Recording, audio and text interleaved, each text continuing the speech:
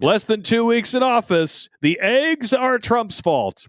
Watch a fake news reporter tried to blame Trump for the high price of eggs, and Caroline Leavitt shut him down. Here we go. Here we go. Christian Dayton.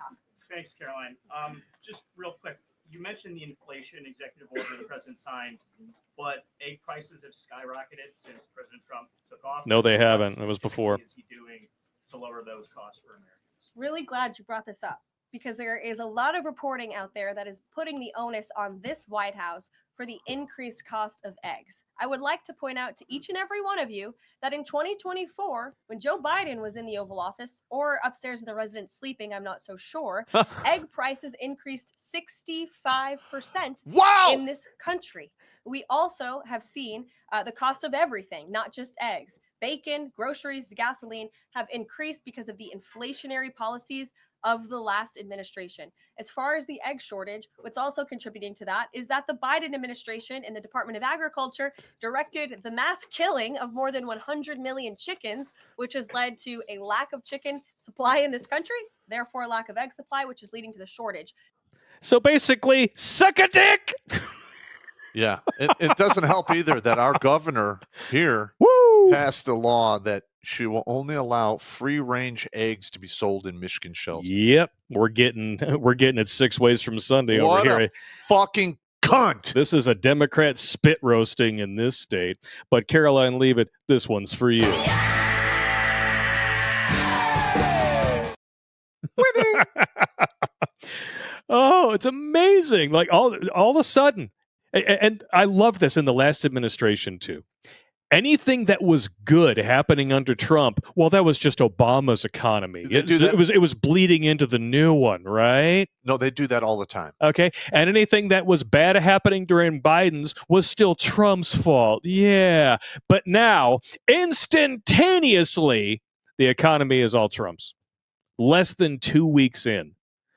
Oh, the cognitive disconnect and the mental gymnastics is just through the roof, because lest we all forget, this is what they were telling us for the last 4 years. Jen Psaki is gaslighting, claiming inflation is a good thing for Americans. Now people have more jobs. People are buying more goods. That's increasing the demand.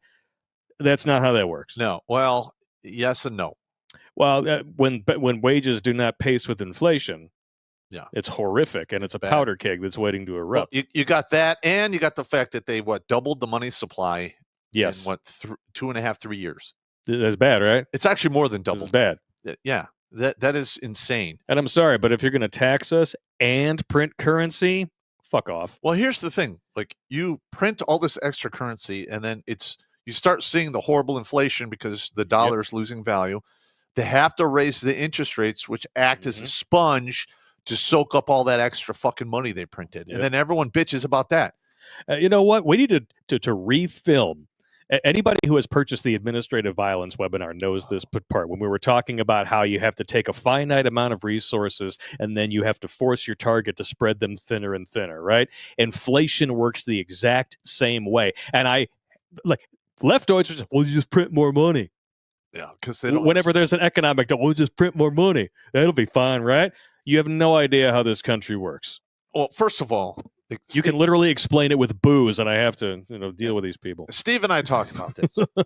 We literally have people in our government who graduate high school, go to college, maybe they do an internship, somewhere, or work as a little bit as an attorney for 2 to 6 years.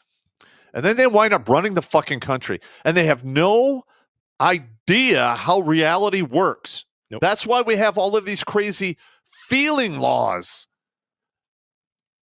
I mean, come on. They have no morality. They have no real world experience. They have no experience. They've lived in an academic echo chamber. Now, listen, I'm going to tell you right now.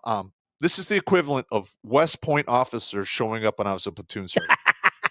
And we know how you feel about West Point officers. They would show up and this is how I was going to run. And I'm like, well, we have an SOP for that. That's incorrect. And I'll be like, you know what, sir? You're going to get royally fucked. Suck a dick. Because you literally signed for all of the equipment in this platoon, and you're going to be here 18 months to maybe 2 years if you're fucking shitty. And you're not going to pass that hand receipt, and you're going to be on the hook for a bunch of shit. Number one. Number two, Everyone's going to hate your fucking guts. And yes, you might get promoted up the chain, but that pool of people who hate your fucking guts is going to expand, and you won't be able to outrun it in the long run. Damn right. Every single time. And that pool of people who hates the media's guts is growing bigger by the day, especially when you remember lovely headlines like this one. MSNBC claims the jump in U.S. inflation is a good thing, actually. Yeah, right. Yeah, it's been totally great for people who have to take out a second You job. know what you see in that picture? Credit cards just to buy groceries. No, that picture has 5 gallons. It's 100 miles. That's 100 miles of Mr. Right there. Yeah. 100 miles to the gallon, Mr. Right. Woo!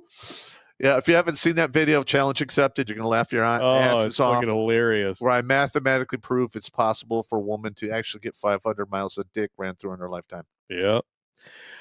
Oh man, and I love sharing these articles with leftoids because it's like, oh, it's just First, there was no inflation, right? Oh, Economy's fine, and then it was transitory, and then it was a good thing, and it wasn't until Biden's disastrous debate performance that we were allowed to talk about it at all. But then Kamala acted like she wasn't a part of the administration that fucked us all in the ass 6 ways from Sunday.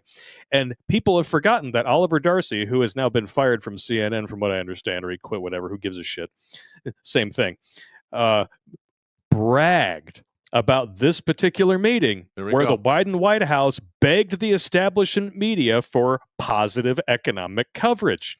He literally bragged about the White House coordinating with the media to spin economic news.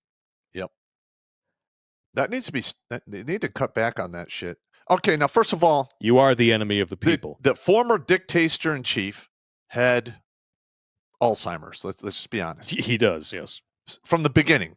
Yeah. It just got worse as it went along. Oh, yeah. By the time he left office, he wasn't wiping his own ass. What was Kamala's excuse?